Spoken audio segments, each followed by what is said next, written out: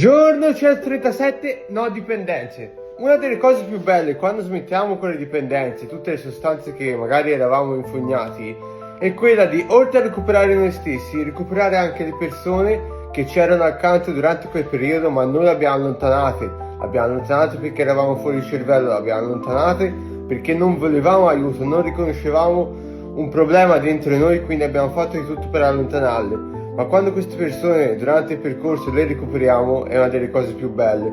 Ragazzi, la famiglia e amici stretti, ma quelli veri amici, sono una delle cose più belle che possiamo avere da questo dono della vita.